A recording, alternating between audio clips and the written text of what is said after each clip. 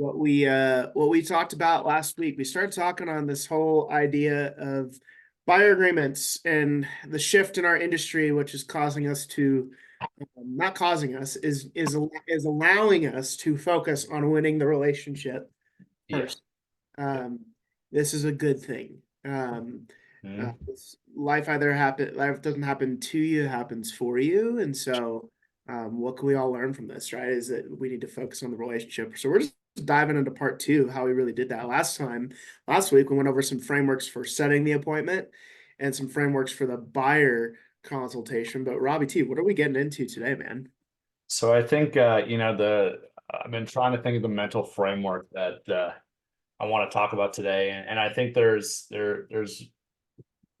this model in my mind of there's a lot of knowns going forward and some unknowns that we need to talk about. So for me, that's what I want to make sure that we discuss is what are some of the things we know are going to happen, some good or bad things, frankly, that are known, and then there's the unknowns for sure that are coming. So I'll start with this first thing.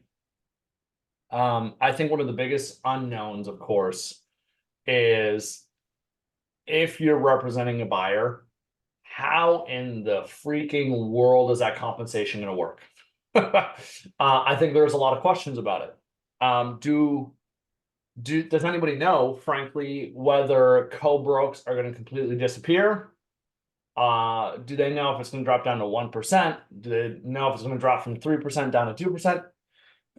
To me, these are completely unknowns. And very frankly, I think we'd be wasting our breath and our time. And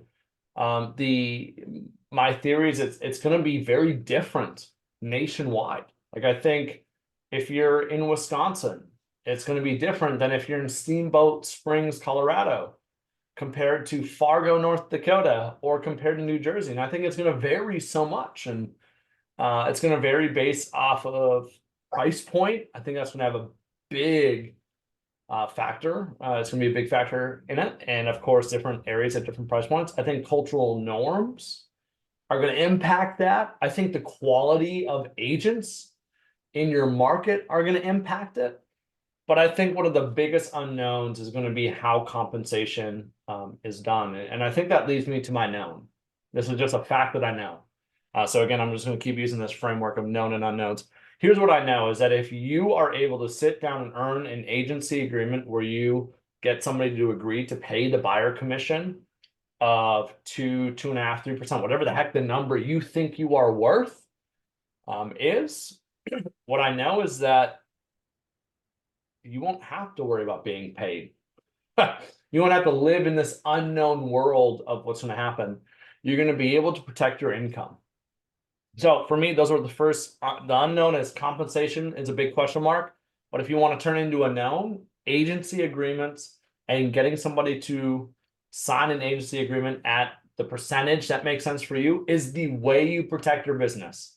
If you don't do this, you are going to be dependent on what another seller or a listing agent determines they're going to pay out as a co-broke, and that will determine your pay. If you want to be dependent, go that route. If you want to be independent and be in control, you have to be doing strategy sessions that lead to talking about, frankly, compensation and getting an agreement. So, Matt, what do you want to add? Robbie, I think we should start with a question. Why would somebody ever pay a buyer's agent out of their own pocket? Why the heck would a client looking for houses right now, like, why should I pay if I'm a client, if I'm a client of yours looking for a home, why would I pay you? Like, what constitutes me taking my money that I'm saving up for a house and putting some of it aside to hire an agent, right? Why would somebody do that? Let's break that down. Um, so So I'll start with a few things that come to the top of my mind. I didn't know you were gonna ask that question, so these are just off the cuff. yeah. So they could be trash. We'll see. I think the very first thing is it's an insurance policy. An agent helps guide me through and helps me make better decisions, and I'm a lot less likely to buy a lemon of a house or at least know that the house I'm getting into, like there's some problems with it. So I think that an agent for me mentally is giving me some peace of mind about knowing the product I'm purchasing and how it compares to others because they're in other products all the time. I think Yep. that's another big thing is almost like maybe another big thing is institutional knowledge. Yep. They know the market, they know how the game works. Yep. Um, the second big thing is strategy is for 90% of people, they have no clue how to negotiate, write contracts, and that's not something they ever want to go and do. So Yep. I would say that'd be a big piece. Um, guidance Yep. would be another big thing. Giving me advice based off of what other people like me have done and helping me understand what are some good next steps. Those are like just some of the for sure's. And then maybe my last one is someone who's just gonna frankly provide counseling, Mm. help handle the emotions that I have and I'm gonna have through the process. Yep. My spouse are gonna have. Those are some of mine. What do you got, Matt? What's on your list? Yeah, I mean, here's what a lot of our top agents end up saying to their clients. You know, Robbie, a lot of our clients don't actually need us to find a home that works for them. They just need us to have the wisdom and the guidance to come alongside of them to actually eliminate all the homes that don't work. Yeah. And because there's a bunch of houses on the market right now. There's only one that works for that client. And it's more about eliminating the ones that don't work and the guardrails alongside of the way. Like, you know, when you're if you've ever driven up a mountain pass, you've got some mountain passes that have these guardrails so you don't go over the edge. Out here in Colorado, we have a 14 that you can actually drive to the top of, and it's called Mount Evans. And at the top, like as you're getting towards the top, there's no guardrails. It's freaky. Like it's Okay. drop offs. Guys, the process of buying a home in today's market, especially in a competitive environment, is Mhm. exactly that. So you need to be framing with your clients like, what is your value, right? As an agent, is to help guide them through the murky waters, the wisdom, to not know that but to know that they're not buying a lemon. Like, they quantify it too. Like, if someone buys a house with foundational issues because they didn't have, you know, the wisdom and the counseling coming alongside of them, it could cost them 30-40 grand to get it replaced. Like, now all of a sudden that 30 or 40 grand expense in light of paying you whatever 10, 12, whatever it is, okay, like it's an insurance policy. So that could be one thing. Yep. I would think um the negotiation is like huge. If you can show somebody how you almost pay for your commission through negotiation, Yep. that's a big deal. Um, so that's more of the proof of like if you came to a client and you literally showed them like, hey, when we go to write an offer, this is how we write an offer because it puts us in the driver's seat to negotiate. And my commitment to you is to bring you an offer, right? Or get an offer accepted for you at the terms that you want, for the price that you want as well. Like, and justify why you're working with me. So, much like on the seller side of things, we show our sellers like exactly what is negotiation, like how does this actually look. Oftentimes that's something that can add value to a buyer, but I think it's how you say it. Like, you got to frame it, man. Being a buyer's agent in this market, guys, is like climbing a 14er. Mhm. There's a lots of different ways, lots of different pathways you could go. There's only one that gets to the summit, and as a buyer's agent, you should be climbing that same pathway that gets to the summit thousands and thousands and thousands of times, so that your clients have the trust in you to lead them. At the end of the day, that's the value. So, yeah. As you were saying some of that, Matt, it reminded me of a few things. I think what I know for sure that buyers want is they absolutely want to get the best home possible at the best price. Like that Yep. is at the end of the day, it's really fun. I've heard some people say when you're talking to leads or talking to opportunities, like they've made the argument like they want a friend. No, they don't. They don't care about making a friend. Let's quit acting like that. they want to trust you, and they probably want you to be likable in that respect. They want to be able to know you have their best interest in mind, but they don't want you to come over on Saturdays and watch football with them. Like that's not what they want. What I know for sure every client wants is they want the best home at the best price possible. And I think what you're getting at, Matt, behind all these things is the question is, are they going to get the best home at the best price possible with or without an agent? Hmm. And I know without any doubt that without an agent getting the best price, the chances of that go down drastically. You may Yeah. say a couple percentage points. It's going to cost you 5-10% potentially on other things. Additionally, getting the best home, which is probably what matters most, is getting the, as you said, the one home, the best home. The chances of getting the best home for me goes down drastically if I don't have an agent. Massively goes down. The other big thing though is this is one of the fundamental fears that all people have when it comes to sales is this idea of buyer's remorse. Yep. Humans are afraid of buying something and regretting it. And I think another major value add is the chances of somebody going through buyer remorse with the home, if they have an agent, is much, much, much lower compared to if you just go buy something yourself. I think the chances of you getting some buyer's remorse because you did buy a lemon or something went wrong, or you got screwed in the negotiating, you left $25,000 on the table, something wasn't negotiated, something wasn't covered. I think all those things could potentially happen. There's gonna be a lot more remorse if they don't have an agent. By the way, I Yep. love that. I loved your question. That's a good one. Yeah. Because that's what's going through the minds of consumers right now, guys. And I'm already starting to get these questions. The other day I was setting an appointment, and out of nowhere, the client literally asked me that, hey, how does the NAR suit like affect you? And so as this stuff starts to come to light, people watch the news, they get on Google, they get on Apple, whatever it is, Yeah. like they're going to start to look into this, right? The one thing that I think, Robby, we probably should be talking about, how do we talk to our first time home buyers about this? The people that are scraping up like pennies to put down, like how are they gonna afford a buyer's agent? Like how's this gonna happen? Like how do we have these conversations right now with the people in our pipelines that are saving up money? Do we need to change what we're guiding them to based off of what's happening? Do we need to start doing that? What would you say about that? I I'm a firm believer that honesty is always the best policy. And every situation is different.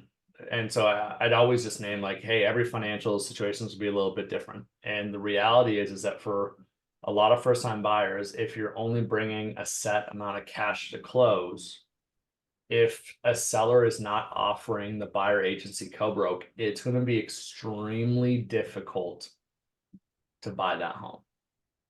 Yep. And I think one of the things where I believe we can establish trust and tremendous value is to not shy away from talking about the hard things.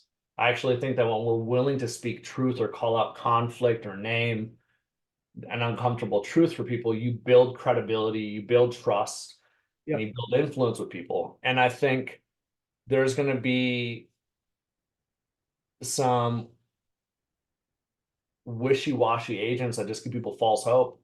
I'm gonna be the person that says very transparently, like, I think the combination of having a good lender who maybe needs to get creative sometimes, who understands different programs is going to be key.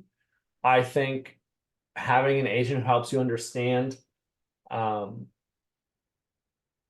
that would be a good fit for you is something we gotta explore and discuss. Yep. I also would name to them, like, my fear is, it may be mentally easy to just go and cut an agent out of the process and not pay them that 3%. If I were in your shoes, Yeah. I'd be considering that as well. And I would just simply name that I'm actually fearful, just systemically, by the way, I'm fearful about how this will affect first-time buyers, just to be very transparent. I'm afraid of how sellers will take advantage of first-time buyers because some people are going to go down the path.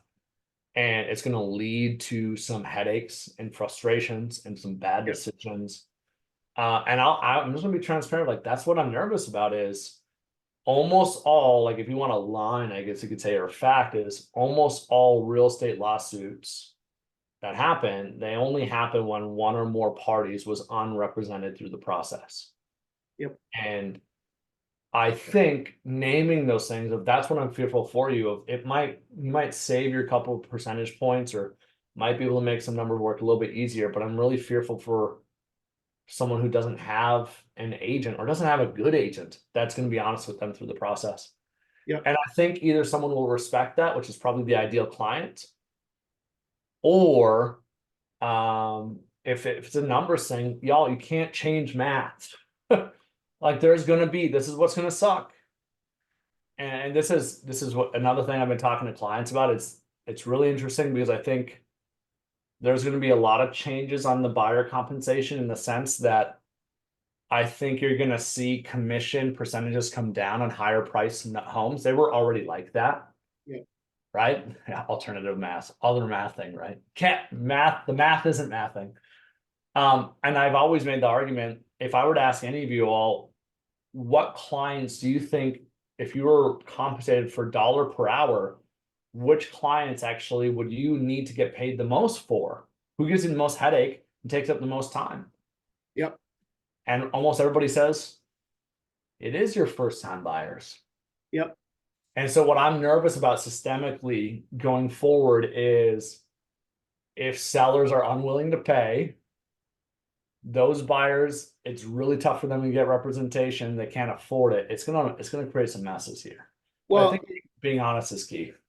and let's take basic economics, guys. Let's put this into perspective. Like the market, really at the end of the day, what the price for the home that the price is determined by what somebody's willing to pay for it. At the end of the day, it's buyer demand. Yeah. So if this forces buyer demand to come down, sellers are going to have to do something to get their home sold. So there is some checks and balances that could happen, but that's all speculation, right? Like we're here to talk about like how do we actually talk about this with our clients? And so one thing that we're really passionate about, and we went over this last week, but you must do a buyer strategy session with every single buyer that you work with. Like you have to slow the process down before you speed it up. There's going to be homes out there that offer a co-broke. There's going to be homes out there that don't, right? If Yep. somebody, and that's probably going to be a reality in our business, that there'll be some that do and some that don't. Your Yeah. first home buyers might have to look into the homes that do. Like they might have to actually compromise to buy something that would work for them financially. Like that happens all the time, guys. People want a single family home, but they can only afford the townhouse. Well, cast the vision. This is what we do. Like honestly, when that situation comes in, Robby, like man, we just get really honest with them, very clear and transparent. But then we don't want to be dream crushers, but we want to be dream builders. And we start Yeah. painting a picture of like Robby, today we might be able to afford the townhome. But let's just look at what real estate's done in Colorado the last 6, 7 years and where the trends are, right? And so if we hold on to this property for 2 or 3 years, based on an average, this is how much equity you're probably going to have at that point. Now the conversation about that single family home makes sense. Mhm. Robby, how much longer would it take you? How long would it take you to save up that type of money on your own? Like, so we just paint the picture for them of like what it looks like long term, right? So if you're gonna have first time homebuyers, guys, that have to settle for something like less, make sure you paint the picture that this doesn't have to be a long term fix.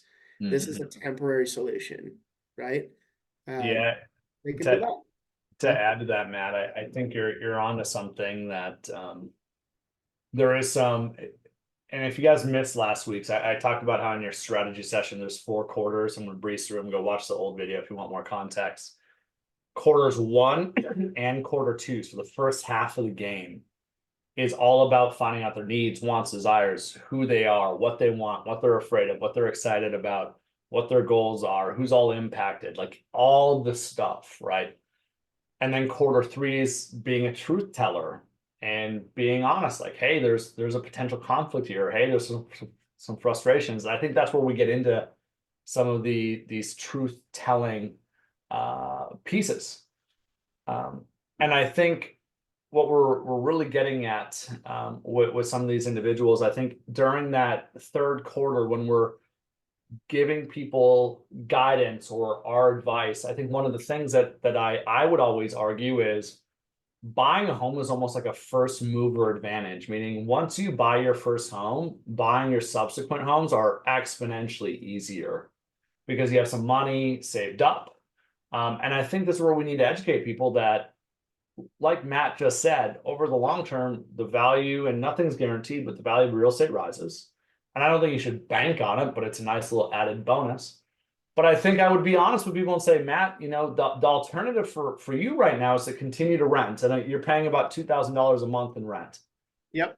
And here's what's fascinating is the numbers economically nationwide just finally broke to where renting is cheaper again than owning. For a while, it was the opposite. It was actually cheaper to own than rent because of market forces. But that number is so misleading because you're building zero equity in every rent payment, right? Nothing. Now, don't get me wrong, your first payments, you're what? Building on your payment 30-40% equity at best on your first payments when they start going out. But I think pointing these things out and having these conversations of your options here are, one, you can keep renting where 100% of your rent goes towards paying someone else's mortgage. Mhm. That's just fat in their bills. Or, don't get me wrong, like the townhome's not ideal, but every month 25% or so of your payment is going to be going towards your own equity and paying down the equity of the home. And as you walk through this, oftentimes it makes more sense of, oh, okay, this helps me get in the door. It helps me own my first place. So Matt, I think you're spot on with that. Yep. Yeah. So be a dream builder, don't be a dream crusher. Frame things in a way they can understand, and they might have to take a stepping stone. Like full transparency, my wife and I did that. We're not in the home that we want to be in, but we're in a home that we're going to turn into a rental. Like, we bought it with that in mind. So you got to paint a bigger picture. And two guys, I really think we need to really be paying attention to how we're educating ourselves to navigate this. So who you listen to really, really matters. I'm not telling you to listen to Robby and I, but what I am saying is don't watch the news, please. The news is there to confuse the heck out of you. It's a business that's supposed to keep you coming back. It's got an agenda. Like if you haven't seen this, Real's president Sharon talked about the whole NER lawsuit and broke it down. Listen to people who are just going through the facts. Like lean on your brokers. Each one of you, if you're not with Real, you have a broker that their whole job is to understand this thing. Like lean into that relationship. They're there to help you navigate this stuff anyways. That's what they get paid to do. So lean on that. Lean into your broker. Like we literally had our state broker for Real is coming into our team in the next 2 weeks to give a more in-depth breakdown of what does this mean for working with buyers here in Colorado. So we're getting ahead of the game of just educating ourselves. So like lean on your broker. How do you and what we should be thinking about is how do we talk to our clients, right? Again, both on the seller side and the buyer side, we need to be thinking, how does this change how we educate our clients on how we're paid? Which all this is, guys, is bringing more transparency and awareness to how you actually earn the money that you do earn, right? It's in every industry. It's very transparent how people get paid. It's high time that real estate had something similar, in my opinion. Like Robby says this all the time, the person playing in the D League shouldn't probably get paid the same as Steph Curry. Like, y'all want to be Steph Curry's. Like, y'all want to be the top tier agents. And I'm sure we have amazing top tier agents in this mastermind. Like, you deserve to get paid more than the average Joe not actually providing value to their client. So that has driven me nuts about this industry is buyer compensation not being at all tied to performance. Can we all agree? Like that's a messed up concept that's existed up until now. Yep.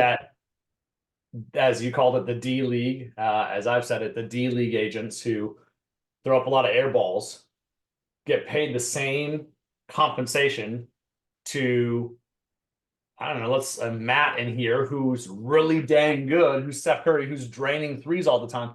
And it makes no sense that they get paid the same amount. And market forces are going to determine that if you're valuable, people will find value in you. Yep. It's really that simple. And Yep. if you aren't bringing value to people, the market's going to say they don't see value in you. And that's like, that's capitalism 101. That's market forces 101. A couple other things I want to hit on real quick. Just some other big pieces. I do believe that the brokerage you're with probably matters more now than ever. Oh yeah. And you're seeing two stark responses in brokerages. There's a lot of quiet. There's a lot of eeriness in some brokerages, not talking about things, and it's like a fend for yourself. And I would really be looking for a brokerage that is having conversations about how do you adapt and how do you overcome. That is the name of the game right now. So your brokerage really matters. Yep. Matt, what are some other things that you got? Drop a one in the chat if you've read $100 million offers from Alex Ramosi. I've read it like 4 times. It's amazing. Goodness gracious. Too many times. Okay, so does everyone know what the value equation is that he breaks down? I think this is really helpful. So the value equation is dream outcome times perceived likelihood of achievement divided by a time delay or effort and sacrifice. Dream outcome. So you take a buyer. What is their dream outcome? To get the home they want. Perceived likelihood of achievement. What means are available to them to make that happen? How many homes are on the market? Are they finding what they're looking for? Perceived likelihood of achievement. Time delay. How long is this going to take if I start the process today? Effort and sacrifice. How much work am I going to have to do in order to get there? Guys, if you can be clear on their dream outcome, increase their likelihood of achievement, decrease the amount of time it takes them to get there, and decrease the amount of effort or sacrifice they have to put into that, you will create value. And everyone's going to do that in a different way because we all have different business models, but we need to be focused. If we want to create value for our clients, whether on the buyer side or the seller side, we need to help them get to their dream outcome, increase the likelihood that they're going to achieve it, the perceived likelihood of achievement, and decrease the time delay for them getting it, and decrease the effort and sacrifice. Like when you boil it down, that's what value is. So a practical example of this with a buyer client, right? They want a 3-bed, 2-bath home in Brimfield, which I know costs somewhere around $575 right now. That's going to spit out a monthly payment of about $4,500. Don't ask me how I know that. It's just going to do this all day and kind of like round numbers.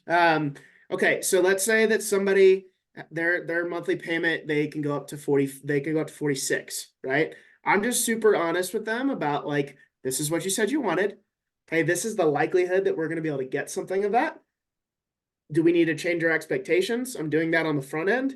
Hey, when we start this process, Robby, it's probably going to be out of about a month and a half before we get the keys into your hands. If we started today, right?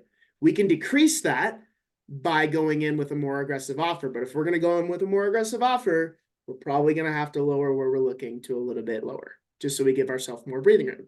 So we can do that. And then, hey, how much effort and sacrifice do you have to put in? I will send you all the homes personally. I will book tours. I will call the listing agents. I will go preview homes for you. This is where you tell them what you're literally going to do for them. That's value, guys. Like, you have to go that far. This is what the game is going to take. So I'll take a screenshot of this. I'll send it out. I just think it's super helpful. Like times like this when we should be looking at like our value proposition as a buyer's agent.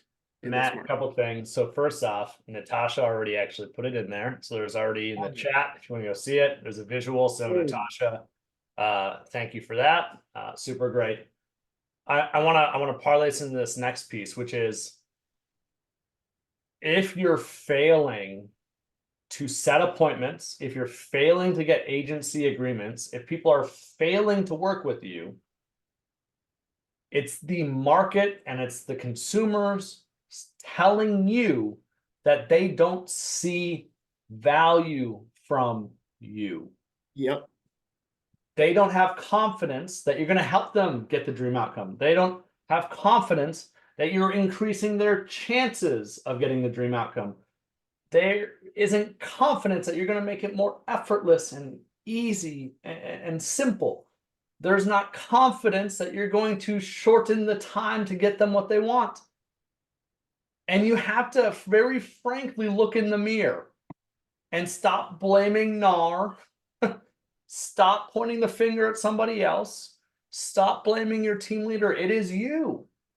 People are questioning your value. And it's a really uncomfortable thing to say in a society that sometimes gives out participation medals.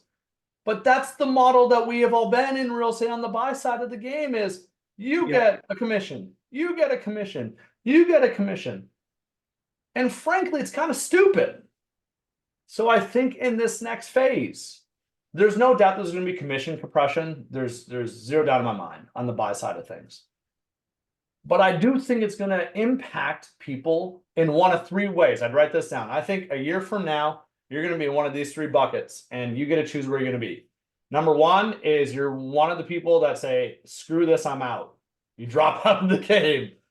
You're probably a part of the 49% of agents last year that sold 0 or 1 homes. You're already on the fence about this game, and you're like, man, I'm done. I can't, too much is going on. This game sucks. The media headlines have infected your brain, and you're gone. You're out of here. The second group of people is you're going to be the person that just settles for whatever the co-broke pays you. You're going to take it. You're going to settle. Yep. And, you know, I've said this last week. I'll say it again this week. I've been trying to think about historically, when has the co-broke been affected? So history always, you know, never repeats itself, but it rhymes. And in 2021, do you guys remember when sellers got so aggressive because there were so many buyers that they started discounting the co-brokes? You guys remember that? Like, if you're in a market where it was 3%, they started offering 2 or 2.5. And there was a lot of people, most people, frankly, fell into this camp of, if I sold that home, I'm just going to take my 2.5 co-broke and I'm good. But there's going to be a whole third category. And these are going to be the people that are the least affected, or if anything, they take advantage. They thrive during this next season, which is you sit down, you have conversations that lead to consultations, that lead to talking about compensation, that leads to an agreement. And I guarantee you those people are going to be making more money than they were making this year. I guarantee it. Even if commission compression happens, because we're going to see 250 to 500,000 agents peace out over this next 12 months. They're gone. Probably 20 to 25% of your cohort gone. Thank God, about time. Sick of playing basketball with the D-leaguers. So they're going to be gone. And so you get to choose.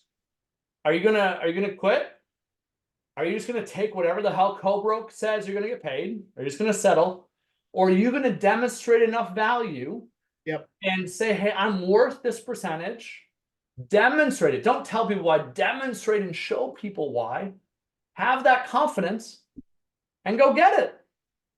And if you go down that pathway, the commission compression won't affect you. Your life will be better next year.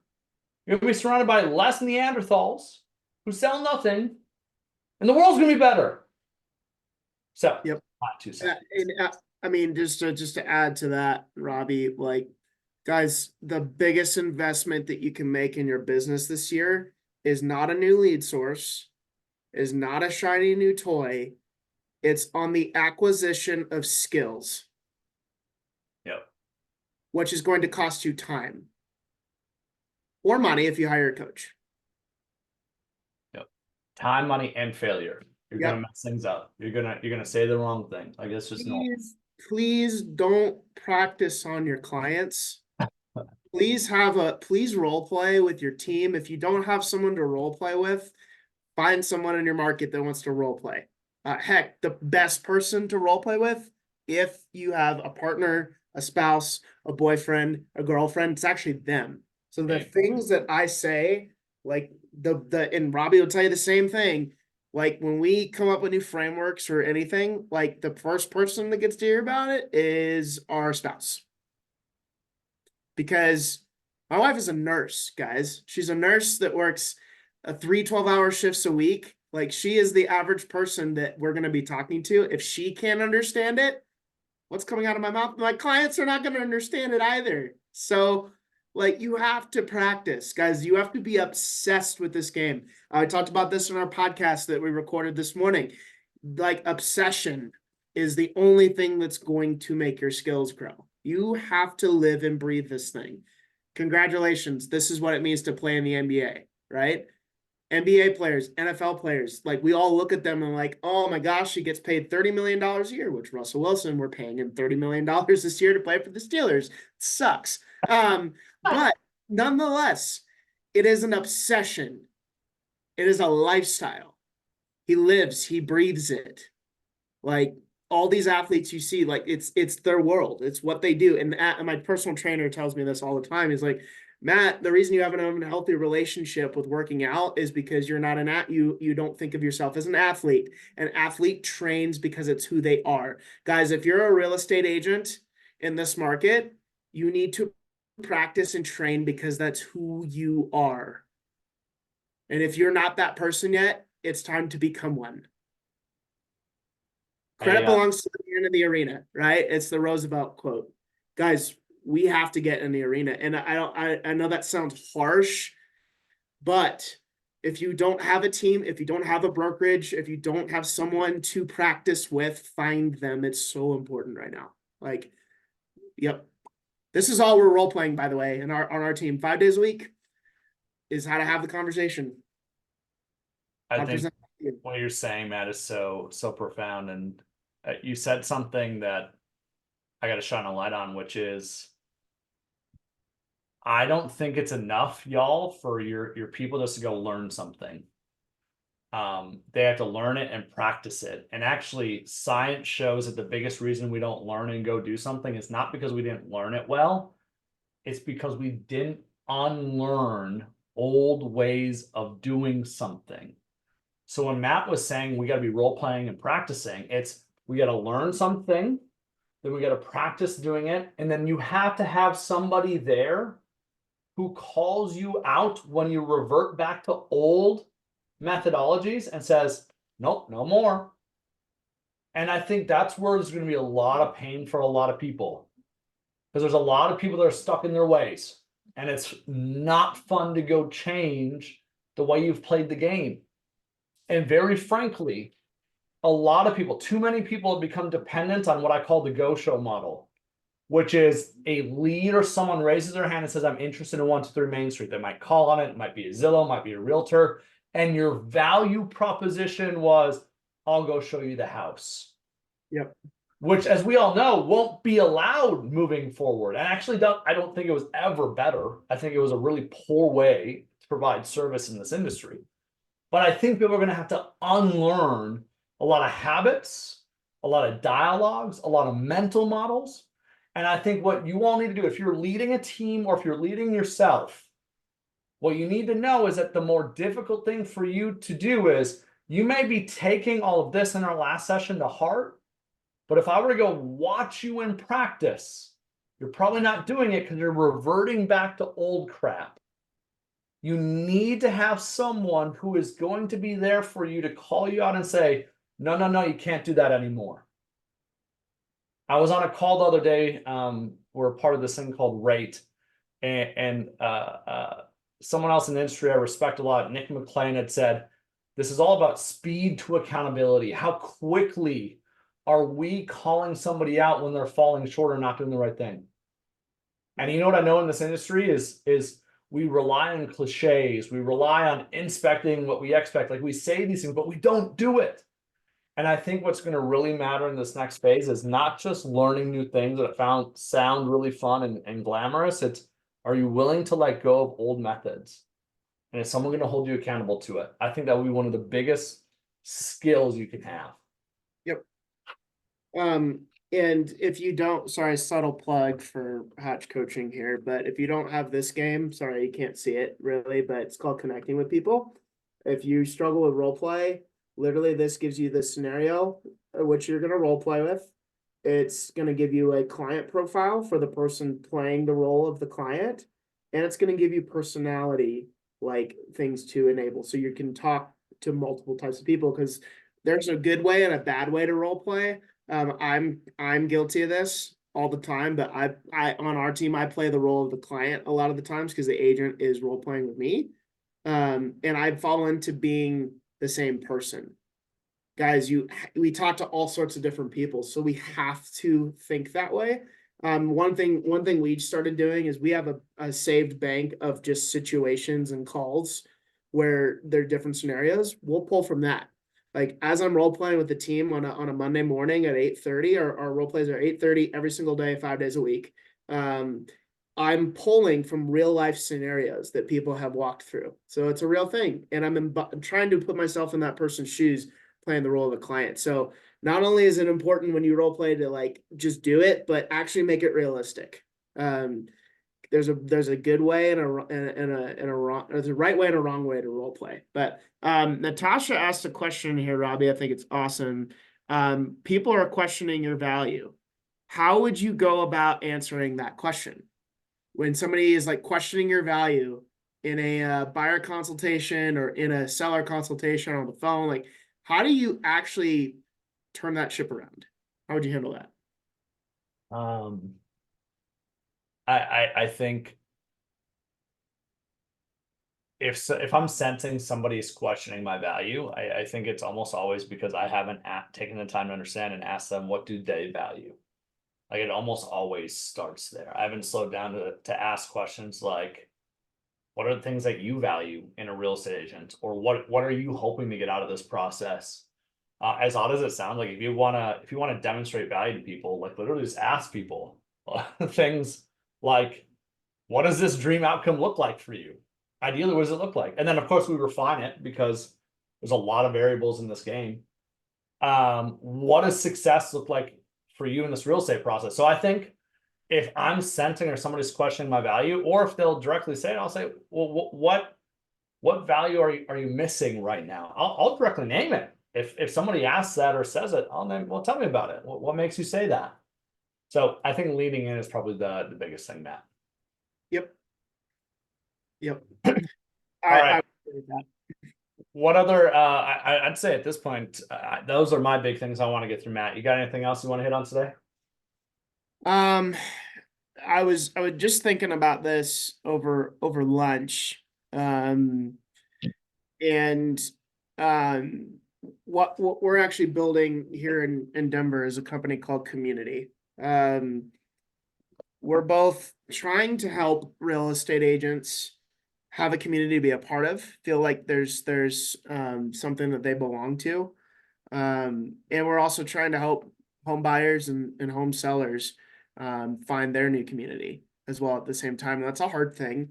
Um, Guys, I think it's really important where you work, like who you partner with, brokerage or team. The solo agent model is about to get really hard. I hate to break it to you. Like, if you're a solo agent in here, like literally, God bless you. It's hard because you're having to do everything, right? And now on top of it, you're gonna have to show your value. Guys, it's really important who you partner with. There's a lot of good teams to partner with, but there's a lot of really bad places you can go. And so I think as an agent, it's now more than ever, just like the buyer and the seller are questioning your value, you should probably put under a microscope the same thing from your brokerage or your team leader. And team leaders are going to hate me for saying this right now, but I just hate you have to look at that with a microscope. Like, You what's know, training support look like? Matt, they may initially hate you, but let's be real.